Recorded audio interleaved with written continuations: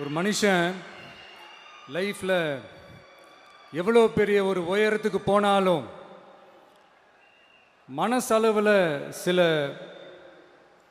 வலிகள் காயங்கள் அதை மறக்க முடியாது இல்லையா? எல்லார் லைஃப்லையும் அப்படி தான், நமக்கும் அப்படி தான். நிறையா வலிகள் காயங்கள் எல்லாத்தையும் தாண்டி தான் வந்திருக்கிறோம். ஆனால் எல்லாத்தையும் விட ரொம்ப ஜாஸ்தியான அந்த வலியும் அந்த காயமும் எனக்கு அந்த கரூர் சம்பவம் தான்.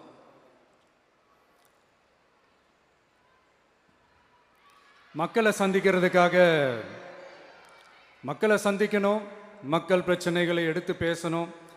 அதுக்காக தான் அந்த மக்கள் சந்திப்பு பயணத்தை தொடங்கி திருச்சி, அரியலூர், நாகப்பட்டினம், திருவாரூர், நாமக்கல், கரூர் அப்படின்னு சொல்லிட்டு போயிட்டு இருந்தோம். அரியலூரில் அந்த மீட்டிங் முடிச்சுட்டு பெரம்பலூர் போகிறதுக்கு முன்னாடி அந்த பெரம்பலூர் போலீஸ் எங்களை அலர்ட் பண்ணாங்க. சரிங்க, கூட்டம் கொஞ்சம் ஜாஸ்தியாக இருக்குது, லேட் ஆகிடுச்சு, வராதிங்க அப்படின்ட்டு. So we had no choice. Police சொன்னால் நம்ம அதை ஒபே பண்ணி தானே ஆகணும். அதே நேரத்தில் பெரம்பலூர் மக்களோட அந்த சேஃப்டியும் மைண்டில் எடுத்துக்கிட்டு ஒரு மன வலியோடவே திரும்ப போயிட்டோம். அதுக்கப்புறம் பெரம்பலூர் தொகுதி மக்களுக்கு மன்னிப்பும் கேட்டோம். அதே மாதிரி நாமக்கல் அந்த மீட்டிங் முடிச்சுட்டு கரூர் வரும்போது அந்த கரூர் போலீஸ் எங்களை அலர்ட் பண்ணியிருக்கலாம்ல.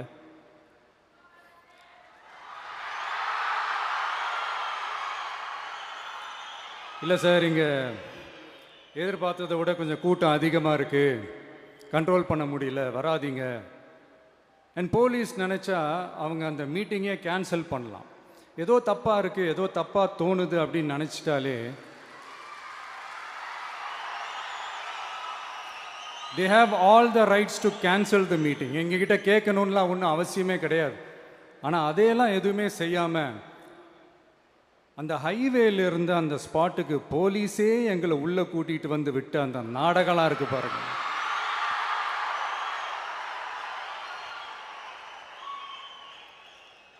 நம்பிட்டேங்க, முழுசாக நம்பிட்டேன். அன்னைக்கு இருந்த அந்த கரூர் போலீஸ் பேசும்போது தேங்க்ஸ்லாம் சொன்னேன் அவங்களுக்கு. எனக்கு தெரியாது இப்படி ஒரு நாடகம் நடக்கும். இதுக்கெல்லாம் யார் காரணம்? இதெல்லாம் யார் சொல்லி செஞ்சது?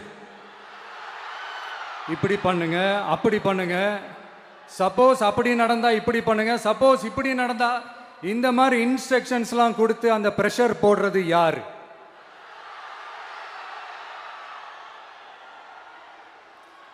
அந்த சம்பவத்தில் நம்ம யாரெல்லாம் இழந்திருக்கோம் தெரியுமா? ஒரு டிவியில் என் படமோ பாட்டோ வந்துச்சுன்னா, அம்மா விஜய் மாமா, அம்மா விஜய் மாமா அப்படின்னு சொல்லி அவங்க அம்மா கிட்ட சிரிச்சுக்கிட்டு அந்த டிவி ஸ்க்ரீனை போய் தொட்டு முத்தம் கொடுத்துக்கிட்டு என் அக்கா தங்கச்சிங்களோட தங்க பிள்ளைகளை இழந்திருக்கோம்யா.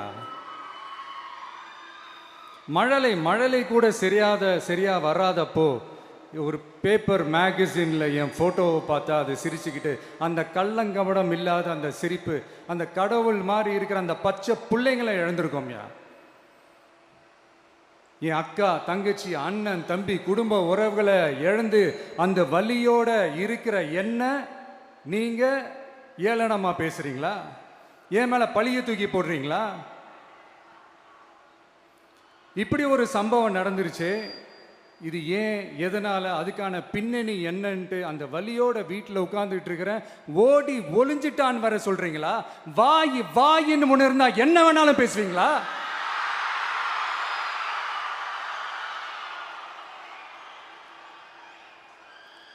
மக்களே, நான் உங்களையே கேட்குறேன், அன்னைக்கு அத்தனை க்ரௌடு இருந்துச்சு, அந்த க்ரௌடுக்கு தகுந்த மாதிரி போலீஸ் பாதுகாப்பு கொடுத்தாங்களா? இந்த இடத்தை எடுத்துக்க சொல்லி நாங்க தான் சொன்னோம்னு ஒரு போலீஸ் ஆஃபீஸர் பேட்டி கொடுக்கிறாரு, அதுக்கு என்ன அர்த்தம்? இவ்வளோ வலி இவ்வளோ காயங்கள் கொடுத்துட்டு பழியை தூக்கி நம்ம மேல போட்டுட்டு அதுல ஒரு அரசியல் ஆதாயம் தேடுறீங்களேயா? இதுல வாய் கூசாம சட்டசபையில ஸ்டாலின் சார் நம்ம மேல திருப்பி விட்டு அங்க ஒரு அரசியல் செய்றாரு, அதுக்கு என்ன அர்த்தம்?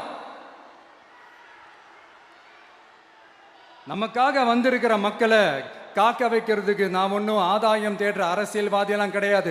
மக்களுக்காக அரசியலுக்கு வந்தவன் இந்த விஜய்.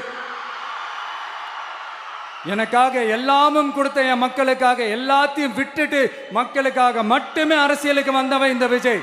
அவங்களுக்காக நன்றி கடன் செலுத்துறதுக்காக மட்டுமே அரசியலுக்கு வந்தவன் இந்த விஜய். உங்களுக்கு தான் இந்த விஜயை பத்தி நல்லா தெரியுமே.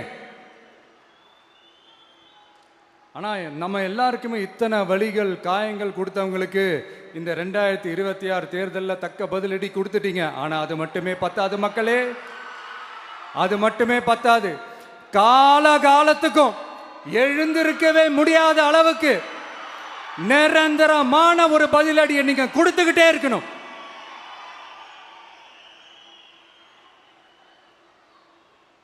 இப்படிலாம் பண்ணா நான் மக்களை விட்டு ஓடிடுவேன் நினைப்பா?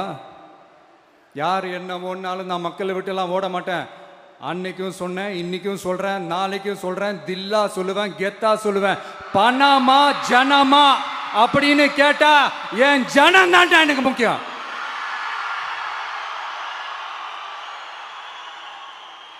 மக்களே, உங்களை விட எனக்கு இந்த காசு பணம் முக்கியமா என்ன? இவ்வளோ குறைகள் நம்ம மேல சொல்றாங்களே, இப்ப நான் சொன்ன மாதிரி அவங்களால ஓப்பனா சொல்ல முடியுமா? அந்த தில்லு இருக்கா, திராணி இருக்கா? ஒரு கிடையாது. ஆனா நம்ம மக்கள் அமைச்சு கொடுத்த நம்ம அரச குறைகள் மட்டும் டிசைனா மாடல் மாடலா குறைகள் மட்டும் சொல்லுவாங்க. ஒவ்வொரு டிபார்ட்மெண்ட்லயும் அந்த பார்ட்டி ஃபண்ட்,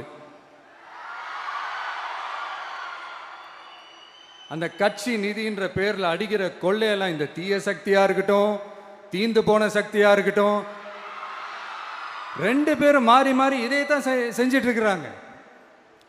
இதுல ஒரு ஹைலைட் காமெடி என்னன்னா, சட்டசபையில் பேசும்போது பார்ட்டி ஃபண்டுன்னு தான் சொன்னேன்.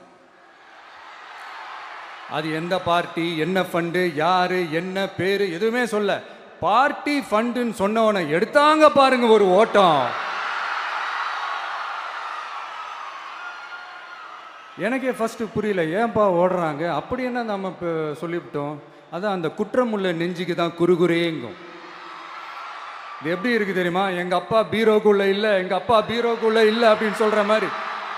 ஐயோ, ஏன் கேட்குறீங்க? இவங்களோட செம்ம கூத்தா இருக்குங்க, செம்ம ஃபன்னா இருக்கு. சென்னையில் ஒரு பாலம் கட்டுறதுக்காக நார்மலாக ஆகிற செலவை விட அதிக செலவில், கிட்டத்தட்ட டபுள் மடங்கு செலவில் ஒரு டெண்டர் ஒன்று விட்டுருக்குறாங்க. அதையெல்லாம் தோண்டி எடுத்து அதெல்லாம் இப்போது கண்டுபிடிச்சி கேன்சல் பண்ணியிருக்கிறோம். இன்னும் எத்தனை கோடி ஊழல், எத்தனை லட்சம் கூடல் தோண்ட தோண்ட வருமோ எங்களுக்கே தெரில. ஒவ்வொரு முகமுடியாக கிழியுது. ஐயோ, இந்த விஜய் ஒவ்வொரு கதையாக எடுத்து வெளியில் விட்டுருவான் போலேன்ட்டு திரும்புகிற பக்கம்லாம் கதறல் கதறல் கதறல். காதலேருந்து ரத்தம் வராத குறை. ஆமாம், இப்படி ஊழல் ஊறி போனவங்க இப்படி தான் இருப்பாங்க. இந்த 50-55 நாட்களில் அங்கே செஞ்ச சில விஷயங்கள்லாம் சட்டசபையிலே எடுத்து சொன்னேன். பட் இங்கே ஒரு சில விஷயங்கள் சொல்லணும்னு நினைக்கிறேன். இந்த மின்சாரத்துறையில் இதுக்கு முன்னாடி போட முடியாமல் இருந்த அந்த பதவி உயர்வை இப்போ தான் எங்களால் போட முடிஞ்சுது. அதுக்காக ஒரு அக்கா அழுதுகிட்டே ஒரு நன்றி சொன்னாங்களே, அதெல்லாம் அவங்க கண்ணில் படாது அந்த வீடியோலாம், குறை சொல்கிறவங்களுக்கு. அடுத்து லஞ்சம்லாம் ஒழிக்க முடியாது, ஊழல்லாம் ஒழிக்க முடியாது, அதெல்லாம் பிளட்டிலேயே ஊறி போய் இருக்கு அப்படின்னு சொன்னவங்க போய் ஒவ்வொரு கவர்மெண்ட் ஆஃபீஸா பாருங்க. ஒரு பைசா லஞ்சம் இல்லை, ஒரு பைசா ஊழல் இல்லை. வேலையெல்லாம் சும்மா டக்கு டக்கு டக்குன்னு நடக்குது. ஒரு பெரியவர் ஒருத்தர் சொல்றாரு, தம்பி வேலையெல்லாம் நடக்குது, ஆனா அதையும் தாண்டி எங்களுக்கு மரியாதை கொடுக்குறாங்க தம்பி, உட்கார வச்சுலாம் பேசுறாங்க. இதெல்லாம் இதுக்கு முன்னாடி நடந்ததே இல்லை. அவனை போய் பாரு, இவனை போய் பாரு, இந்த ஆஃபீஸரை போய் பாருன்னு சொல்லி அலைய விடுவாங்க. இப்போ லஞ்சம் இல்லை, ஊழல் இல்லை, வேலையெல்லாம் உடனே நடக்குது. மக்கள் அப்படி ஒரு பெருமூச்சு ஒன்று விடுறாங்க. அதை பார்த்து நமக்கு அப்படி ஒரு ஹாப்பினஸ். இதுக்கு மேலே என்ன வேணும்? ஏன் இதெல்லாம் பண்ண முடியாது? மனசுன்னு ஒன்று இருந்தால் பண்ணலாம். இப்போ பண்ணலை.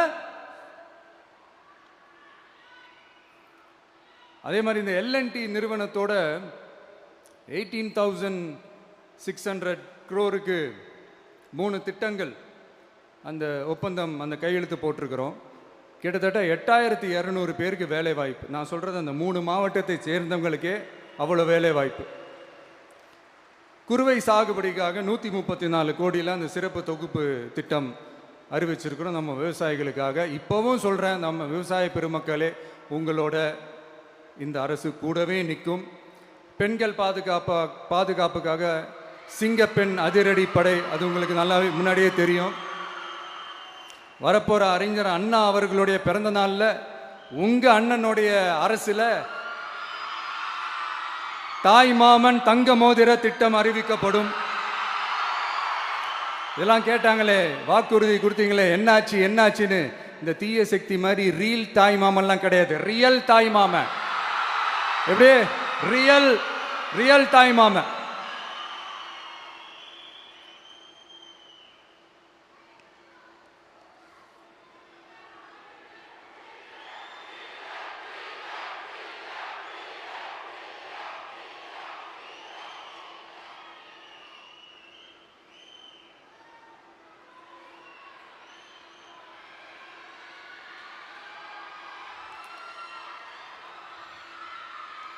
இந்த தீய சக்தியை பற்றி, அவங்க நிர்வாகத்தை பற்றி ஒரு வெள்ளை அறிக்கை ஒன்று வெளியிட்டோம்ல, அது ஷார்ட் அண்ட் ஸ்வீட்டாக சொல்லணுன்னா, ஒரு ஓட்ட பாத்திரத்துக்குள்ளே தண்ணி ஊற்றிக்கிட்டே இருந்திருக்கிறாங்க. பாத்திரம் எம்டியாகவே இருந்திருக்கு, ஆனால் ஊற்றின தண்ணி தான் எங்கே போச்சுன்னு தெரில. கடவுளுக்கு தான் வெளிச்சம். அது மாதிரி இப்போ நம்ம சொன்னதெல்லாம் சும்மா ஒரு சாம்பிள் தான். இன்னும் வரப்போகிற நாட்களில் உங்கள் அரசனுடைய அந்த விஸ்வரூபத்தை நீங்கள் பார்ப்பீங்க.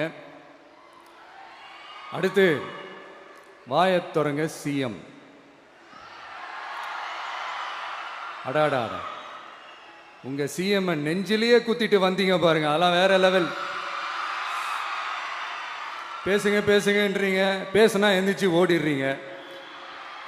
இனிமேல் பேச ஆரம்பிக்கிறதுக்கு முன்னாடி என்ன பண்ணணும் அப்படின்னா, ஒரு நண்பர் ஒருத்தர் சொன்னார், மாண்புமிகு பேரவைத் தலைவர் அவர்களே, எல்லா டோரையும் இழுத்து லாக் பண்ணுங்க அப்படின்னு சொல்லிட்டு தான் பேச்ச ஆரம்பிக்கணும் போல் இருக்கு. ஏன்னா பேசிட்டு இருக்கும் போதே எந்திரிச்சு ஓடிடுறாங்க. 5 நிமிஷம் பேசினதுக்கே குளத்தூர்ல கொத்து பரோட்டா போட்டாங்க. இதுக்கு மேலே பேசினா மொத்தமாக முடிஞ்சிடும், பார்த்துக்கங்க. நாம் அரசியல் பேசினா விஜயெல்லாம் அரசியல் பேசலாமா அப்படிங்கிறது. சரிப்பா, நமக்கு எதுக்கு வம்பு, நம்ம பாட்டுக்கு நம்ம வேலையை பார்ப்போம், எதுக்கு அவங்கள பற்றி பேசிக்கிட்டு அப்படின்னு இருந்தால் விஜய்க்கு அரசியலே பேச தெரில அப்படிங்கிறது. இப்படியே மாறி மாறி மேகதாது அணையை பற்றி என்ன தெரியும், விஜய் அதை பற்றி பேசலை. இப்படி நம்ம அரசியலுக்கு வந்ததுலேருந்தே ஒரு கூட்டம் குறை மேலே குறையா சொல்லிக்கிட்டு, பாட்டுக்கு பாட்டு கச்சேரி எங்களுக்கும் பண்ண தெரியும், பண்ணலாமா? இந்த மேகதாது அணை சம்பந்தமான அந்த வழக்கில் தமிழ்நாட்டோட பெட்டிஷனை சுப்ரீம் கோர்ட் எப்போ ரிஜெக்ட் பண்ணுச்சு? அப்போ யார் ஆட்சியில் இருந்தா? ஏன் ஒழுங்காக வாதாடல? நீங்கள் ஒழுங்காக வாதாடி இருந்தீங்கன்னா அதை ரிஜெக்ட் பண்ணியிருக்க மாட்டாங்கல்ல. ஏன் ஸ்டாலின் சார் வேணும்னே விட்டுட்டாரா? ஏன் இப்படிலாம் கேள்வி கேட்கலாமா? இப்படிலாம் கேள்வி கேட்டால் தான் மேகதாது அணையை பற்றி பேசுனதா அர்த்தமா? ஏன் அந்த ஸ்டேட்டு சிஎம் பேசுகிறாரு, நீங்கள் ஏன் பேசலை அப்படின்னா, நம்ம ஸ்டேட்டோட உரிமையை எங்கே நிலைநிறுத்தணுமோ அதுக்காக வேலை பார்க்குறது மட்டும்தான் முக்கியம். சும்மா சவால் விட்டுக்கிட்டு சீண்டி பார், நான் யார் தெரியுமா, தொட்டு பார், இப்படிலாம் பேசிக்கிட்டு இருந்தால் வேலைக்கு ஆகாது. சும்மா பேசி பேசி பிரச்சனையை வளர்த்துக்கிட்டு யார் மேலேயாவது பழியை தூக்கி போட்டுட்டு அப்புறம் மக்களை அம்போன்னு தெருவில் விட்டுட்டு இப்படி தான் ஒரு அரசியல் பண்ணணும்னா அந்த அரசியல் நமக்கு தேவையும் இல்லை, அதை நம்ம செய்யவும் போகிறதில்ல. Talk less work more mode தான், அதுதான் நம்ம பாலிசியே. அதனால தான் சட்டசபையில் அந்த அரசினர் தீர்மானம்னு சொல்லி ஒன்று கொண்டு வந்தோம். அது எப்படி டு டேக் இட் ஃபார்வர்ட், எப்படி கொண்டு போகணுமோ அதை சரியாக செய்வோம். சென்ட்ரல் கவர்மெண்ட்லேருந்து அந்த டீலிமிட்டேஷனை திரும்ப கொண்டு வர போகிறதா ஒரு பேச்சு ஒன்று அடிபடுது. யார் என்ன டீலிமிட்டேஷன் கொண்டு வந்தாலும் தமிழ்நாடு அது ஒத்துக்காது.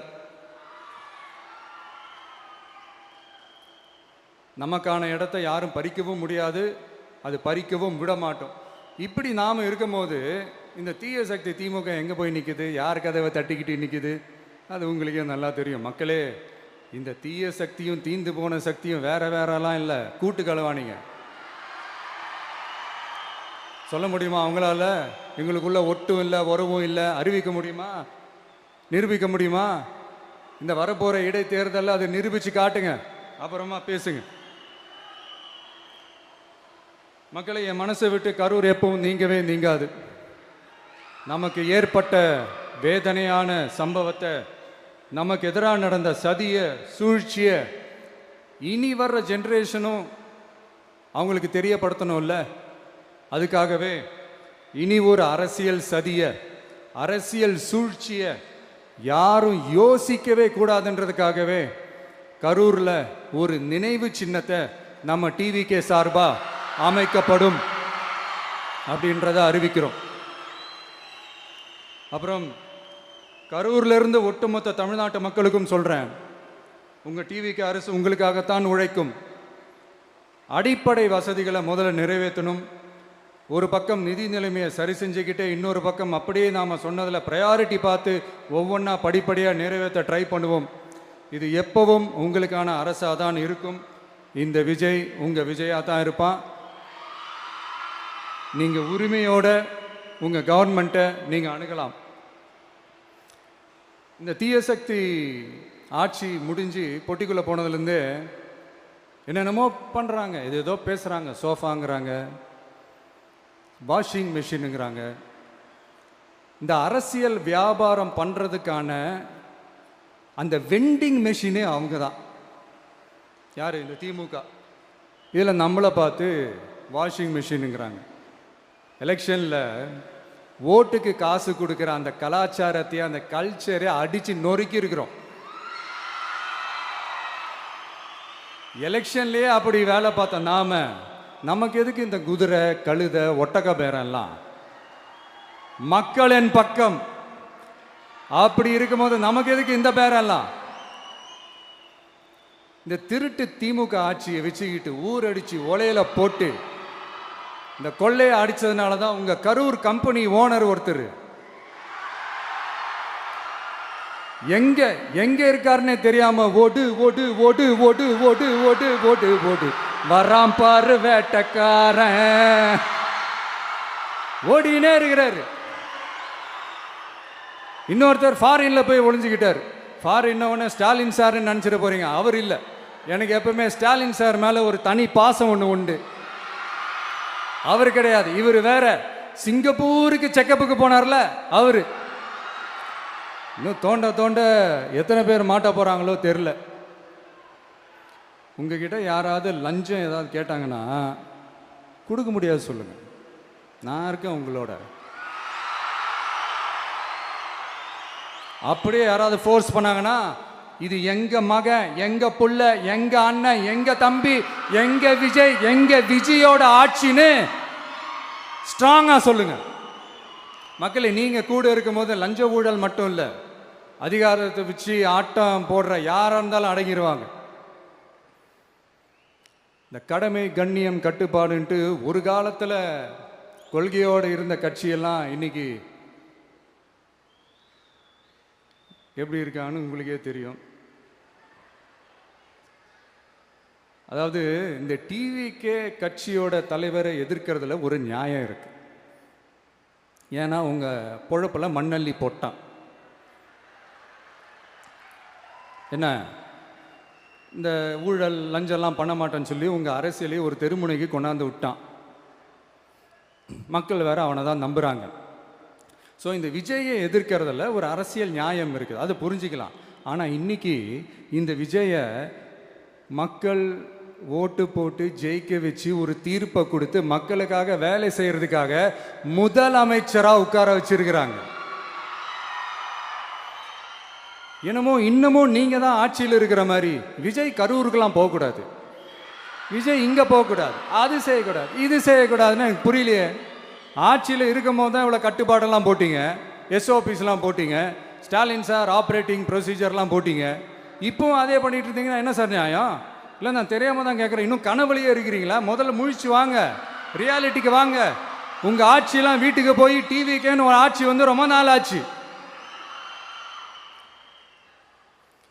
ஒழுங்கா படி என்று சுப்ரீம் கோர்ட் ஓங்கி மண்டேலியே நறுக்கு நறுக்கு நறுக்கு என்று செம்மட்டியாலே அடிச்சும் இந்த திமுக முழிச்சிக்கல அப்படின்னா அப்போ கொஞ்சம் கஷ்டம்தான். வெற்றி தோல்வியெல்லாம் அரசியல் சகஜம் சார். அதுக்காகலாம் வெறி பிடிச்சி இந்த பதவி வெறி பிடிச்செல்லாம் அலைய தேவையில்லை. நல்ல விதமாகவே சொல்கிறேன், நியாயமான அரசியல் பண்ணுங்க. ஓ, அதுதான் உங்களுக்கு தெரியாதுல்ல. இந்த தீய சக்தி திருத்தவும் முடியாது, அவங்களா திருந்துவாங்கன்னு பார்த்தா அதுவும் நடக்க போறதில்ல. அதனால வரப்போற இடைத்தேர்தலில் மக்களே இந்த தீய சக்தி திமுகவை நல்லா வெச்சு வெளுத்து விடுங்க. கான்பிடண்டா இருங்க மக்களே, நல்லதே நடக்கும், வெற்றி நிச்சயம். மீண்டும் சந்திக்கும் வரை நன்றி, வணக்கம்.